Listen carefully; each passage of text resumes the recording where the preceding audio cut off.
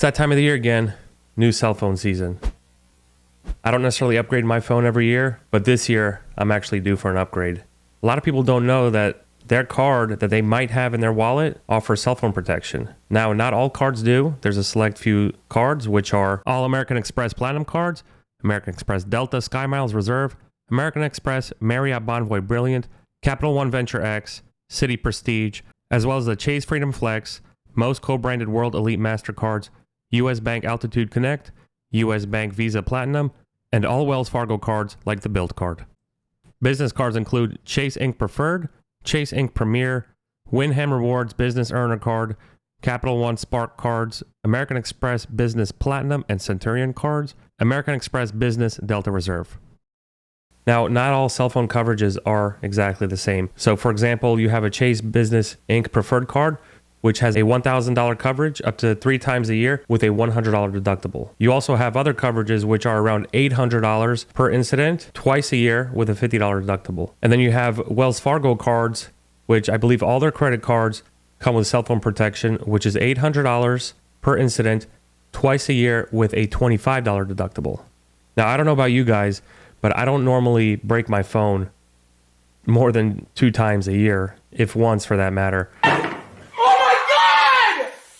In my case, since I don't really break my phone much, I would probably go with the one from my Built MasterCard from Wells Fargo, which is an $800 coverage and a $25 deductible, because when you look at the prices that Apple charges to replace their screen, for example, it doesn't go anywhere near that $800 limit. So I don't necessarily need a $1,000 coverage on my cell phone.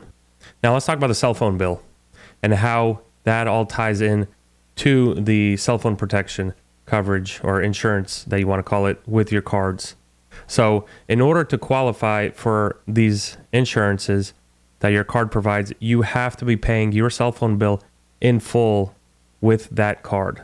I heard about some recent changes with T-Mobile that they will be charging $5 per line if their customers use a credit card to pay their cell phone bills, but there's ways around that. So T-Mobile thought it was a good idea to have their customers either pay with a debit card or ACH bank transfer rather than using a credit card so that we can actually use our cell phone protection. So the way around that is you enroll in their auto pay program on a debit card or ACH wire transfer. And then once that billing period closes, go in there and create a manual payment with the card you would like to use. I like to pay 3, 4, 5 months in advance just because if I'm working on a credit card offer, I could just pay 6 months in advance. That might be half of that welcome offer spend that I need to make, that requirement. And just to confirm that cell phone protection does cover that strategy of payment, I actually called up American Express Platinum, their AIG insurance provider, and confirmed with them saying, hey, listen, T-Mobile is charging me $5 extra per line if I pay with a credit card on auto pay. Although if I set up a debit card for auto pay, but go in there and pay that bill in full with my credit card,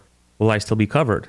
And the lady said, hold on, that's an interesting question. Let me go ask my supervisor. 3 minutes later, she comes back and says, you can absolutely do that. So as long as you pay that whole bill in full with that card. Now, some credit cards offer something called a purchase protection. Purchase protection does cover your phone, but it only covers it anywhere from 90 days to 120 days. That really depends on your credit card. If you have a card that you prefer to use to pay your cell phone bill with, then for the first 90 to 120 days, go ahead and do that if that card has that purchase protection coverage.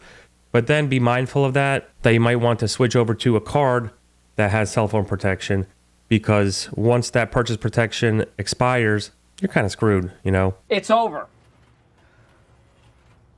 We are screwed. Now, let's talk about what cell phone protection does not cover, because this is very important.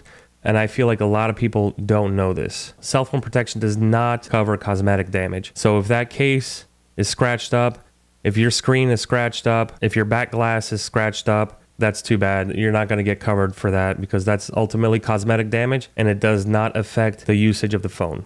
That is, unless the front glass and the back glass are cracked and you literally can't hold your phone because you're getting your hands cut up and everything. My phone's broken. Then at that point, it's likely they will cover it. But it's a case-by-case basis. Cell phone protection does not cover phones that are refurbished, used, or leased. And at least, I mean, if you're paying a small payment to upgrade to the next one, cell phone protection does not cover that. But if you are on a payment plan with your cell phone provider, that's okay. And cell phone protection does cover that. Cell phone protection does not cover resales. Cell phone protection does not cover phones which were stolen out of checked bags. That is a different coverage, and you should probably go to that like lost and stolen bag insurance before you try to claim it as lost or stolen. Cell phone protection does not cover mysterious disappearance of your cell phone. So if you lose your phone because, you just lost it, like you don't remember where you put it, you're not covered by cell phone protection. You're also supposedly not covered with cell phone protection if you are behind on your cell phone bill. Now, I can't confirm that. I always pay my bills on time. So if one of you guys can confirm that, please let me know down in the comments, because that's something really interesting. Like, why would they care if you're behind on your cell phone bill if you're paying systematically on that card? Or maybe you're behind on the phone payment, one or the other, or both for that matter. Also, with certain cards, your authorized users are also covered under that cell phone protection. Or if you have a cell phone plan where you are paying for your whole family. So for example, I'm paying with my card for me, my wife, and my sisters are also on that.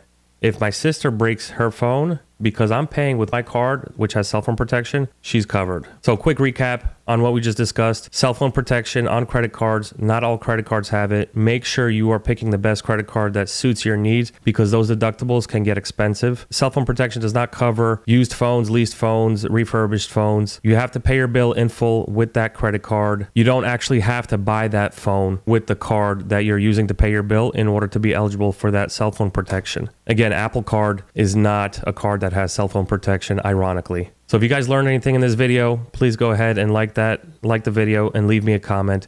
Go ahead and subscribe as well, because I would love to hear you guys' opinions about what you think and which card is best for you for cell phone protection.